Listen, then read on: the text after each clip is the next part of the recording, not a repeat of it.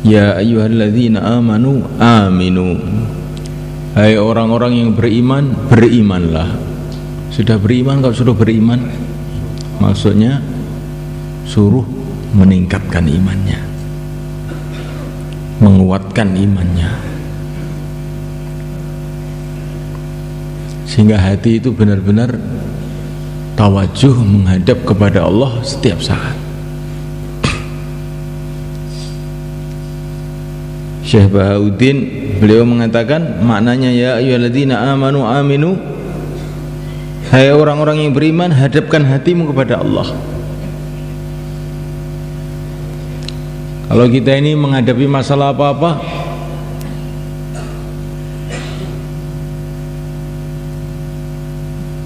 jangan yang pertama kali kita ingat ini makhluk, fulan, usaha ini, usaha itu, strategi ini, strategi itu. Tapi yang kita ingat di dalam hati itu bahwa semua dari Allah, yang bisa menyelesaikan hanya Allah. Kullun min indillah, semua dari Allah. Nah, ini masalah kecil ini, tidak ada masalah kecil, dari Allah, yang bisa menyelesaikan Allah.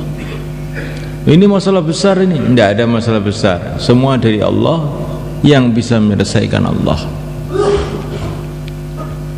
Masalah kecil ya kembali kepada Allah, masalah besar ya kembali kepada Allah. Besar kecil semua dari Allah. Kullun min indillah, semua dari Allah.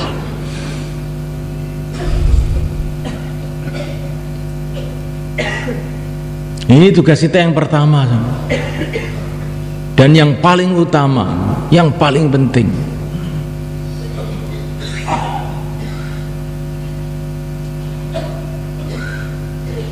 Menghadapkan hati kepada Allah, bergantung hanya kepada Allah. Karena ini tugas yang terpenting, maka bayi baru lahir oleh Nabi suruh ngajari ini. Bayi baru lahir, Allahu Akbar, Allahu Akbar, baru lahir. Nanti ketika bayi ini sudah tua, mau mati, pelajaran ini pula. La ilaha illallah, la ilaha illallah. Ini pelajaran awal dan pelajaran akhir. Walaupun dia ini sudah pandai, hafid Quran, orang alim, kargun setahun atau kargun 10 tahun, tapi nanti kalau mau mati ini pelajaran yang paling penting la ilaha illallah. Waktu sehat pun ini pula pelajaran yang paling penting.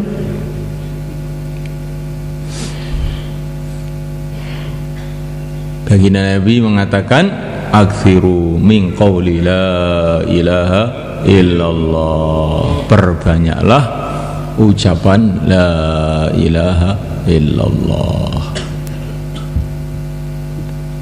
Ini kita perlu renungi, kalau kita ini punya masalah itu yang diingat pertama kali Allah atau bukan? Kalau yang diingat itu yang lain-lain, berarti iman kita ini lemah. Tapi kalau yang diingat itu Allah, nah ini berarti iman kita ini lurus. Begitu juga kalau kita punya keperluan-keperluan, punya hajat-hajat, hajat apa saja, hajat dunia maupun hajat akhirat, hajat dengan dirinya sendiri atau hajat dengan istrinya, hajat dengan anaknya, hajat dengan temannya, hajat dengan siapa saja, yang diingat pertama kali itu siapa?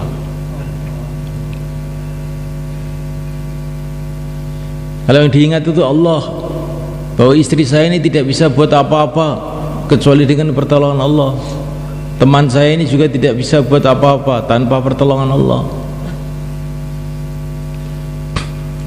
raja-raja, rakyatnya, menterinya, polisi, semuanya tidak bisa buat apa-apa tanpa Allah. Sehingga kalau kita ini punya hajat apa-apa, yang diingat pertama kali Allah, nah ini berarti imannya lurus. Tapi kalau yang diingat makhluk, nah ini berarti imannya lemah. Apa tidak boleh menggunakan makhluk-makhluk ini? Boleh. Menggunakan makhluk itu ada yang halal, ada yang haram. Kalau yang halal boleh. Menggunakan makhluk itu boleh. Menggunakan obat boleh, asalkan yang halal. Menggunakan asbab-asbab ini boleh, asalkan halal. Tetapi hati ini hanya menghadap kepada Allah. Maka seorang sahabat bawa unta datang kepada Nabi. Ini tamu ini, ya Rasulullah, unta saya lepas, saya bergantung kepada Allah, atau unta saya tali dan saya bergantung kepada Allah. Ini wong nggo unta, Pak, diparkir ning ngarep masjid ya semono, sepeda motor unta. Matur tengahnya Nabi, sahabat itu ajib ini. Masalah nyencang unta ya tekok ning Kanjeng Nabi bener apa ora? Lan sing bener iki mboten namung sitok sih tangletne sahabat niki. Perbuatane karo atine iki wis bener apa urung? Nah, mungkin perbuatannya wis bener tapi atine gak bener, mungkin atine wis bener tapi perbuatannya gak bener. Ada orang mau parkir untanya di depan masjid, tanya sama Nabi, yang ditanyakan dua, amalan hati sama amalan dohir ditanyakan semuanya. Ya Rasulullah, saya tali unta ini terus hati saya bergantung kepada Allah, atau saya lepas hati saya bergantung kepada Allah? Maka Nabi mengatakan aqil wa tawakkal. Kamu tali unta itu, tapi hatinya itu bergantung pada Allah. Di zahirnya menggunakan makhluk, hatinya bergantung kepada Allah. Karena semua makhluk ini tanpa Allah nggak bisa apa-apa. Walaupun kamu tali lipat 7, kalau Allah SWT takdirkan hilang ya tetap hilang ya. Kalau tidak kamu tali, itu tidak boleh juga kamu tali. Ini namanya menggunakan asbab yang halal, ditali juga, tapi hatinya bergantung pada Allah. Berdagang juga, tapi hatinya bergantung pada Allah. Maka masuk pasar, doanya la ilaha illallah wahdahu la syarikalah lahul mulku wa lahul hamdu yuhyi wa yumiit wa huwa ala kulli syai'in qadir. Ditulis 1.000.000 kebaikan. Para ulama-ulama dulu itu ke pasar itu tiap hari ke pasar itu sudah tua. Oh, kamu tuh nggak ngerti, saya tuh ke pasar itu bukan mau belanja, mau doa masuk pasar. Kalau ulama dulu itu begitu. Syekh Junaid Al-Baghdadi ke pasar aja. Kamu ini kok ke pasar saja? Sudah jadi ulama besar, ulama-ulama semua jadi murid kamu, kok kamu ke pasar aja tiap hari? Oh, kamu itu nggak paham. Saya itu ke pasar tuh ingin mengamalkan rijalun la tulhihim tijaratu wala bai'un an dzikrillah. Saya ingin berdagang tapi hatinya ingat pada Allah itu loh. Karena Allah tuh suka di dalam Al-Quran, Allah tuh suka orang yang berdagang tapi ingat pada Allah. Pernah dagang ingat sama Allah? Berdagang itu ya ingat labanya berapa. Berapa harga beras ini Pak? 10.000. Kok mahal sekali? Oh ini sudah ditawar 15.000. Padahal nggak ada yang nawar. Kepada kamu saja teman sendiri ya 10.000 saja. Jadi kalau orang itu berdagang tidak ingat sama Allah, akhirnya nipu, akhirnya utang bank. Setelah nggak bisa nyaur, datang ke kiai, doakan Pak saya supaya bisa nyaur utang.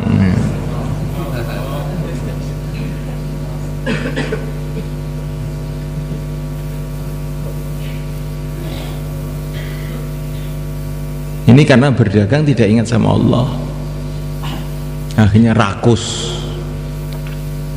Di berdagang itu maksudnya bukan cari laba kalau orang yang paham bagaimana kita ini dicintai oleh Allah sehingga diridhai oleh Allah. Berdagang dengan ingat kepada Allah. Berdagang itu niatnya mengamalkan syariat, menjauhi riba, menjauhi menipu. Pedagang yang tidak pernah bohong dikumpulkan bersama orang-orang yang mati syahid dan bersama para nabi. Jadi berdagang itu niatnya begitu. Semua orang berdagang. Para sahabat ya berdagang kok, tapi lain. Dagangnya para sahabat dengan dagang kita itu lain. Dagangnya para sahabat untuk mencari ridha Allah, dagangnya kita untuk cari laba. Akhirnya meleduk.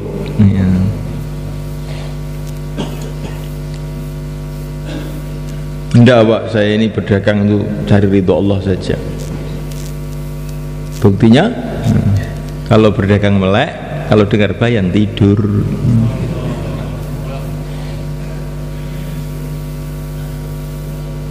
Loh, kenapa kok begitu? Sama saja cari ridha Allah kok.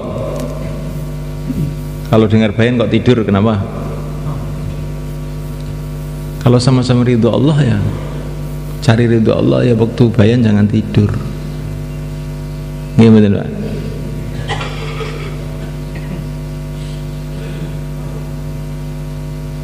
Baru ngelamar perempuan saja dengan tidur ditolak sama calon mertua. Mau ngelamar bidadari kok tidur. Kira-kira diterima atau tidak ini? Ya semoga diterima. Ngantuan ini kasihan kalau nggak dapat bidadari. Wis ngantuan tapi jeneng masjid wis bebone swarga ae. Muga-muga ngoten Pak nggih. Muga-muga ini muga-muga lho nggih. Aja diterusne ning ngantuk nggih.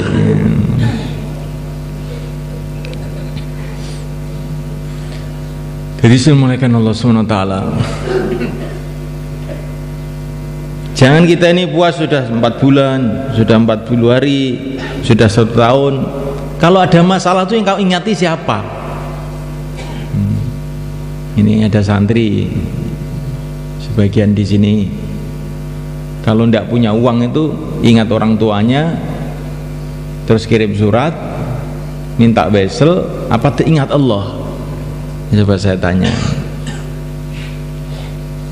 Kalau ingat orang tuanya, ingat wesel, ingat telepon, ketika tidak punya uang, maka keluar lagi 4 bulan, keluar lagi setahun. Ini belum lulus. Ya saya sekolah itu sudah 6 tahun loh Pak. Ya sekolah 6 tahun aja kalau nggak lulus bagaimana? Ya diulang lagi.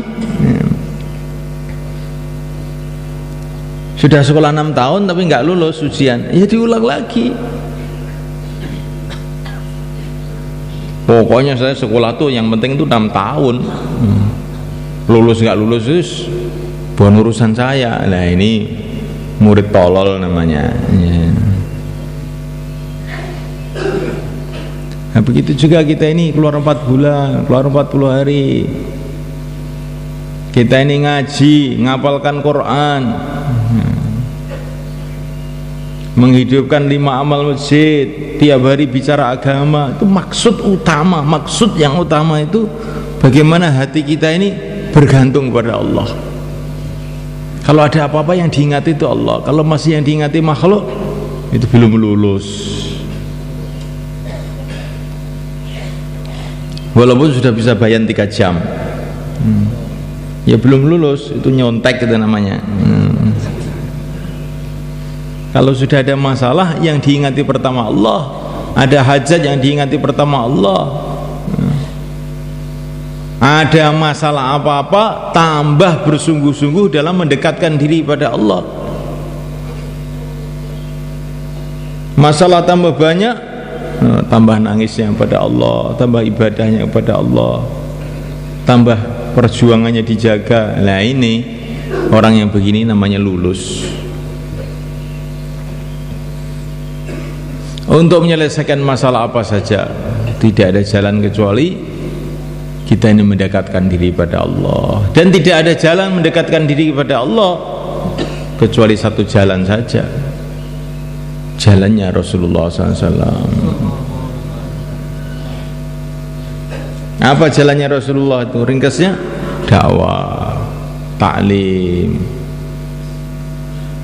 ibadah, khidmat. Jadi tambah banyak masalah, tambah tawajuh pada Allah, tambah mendekatkan diri pada Allah, dakwahnya tambah dikuatkan, ibadahnya tambah dikuatkan, taklimnya tambah dikuatkan, khidmatnya tambah dikuatkan. Begitulah cara orang-orang dulu, cara para nabi, para rasul, para sahabat menyelesaikan masalah itu dengan sibuk dalam amal.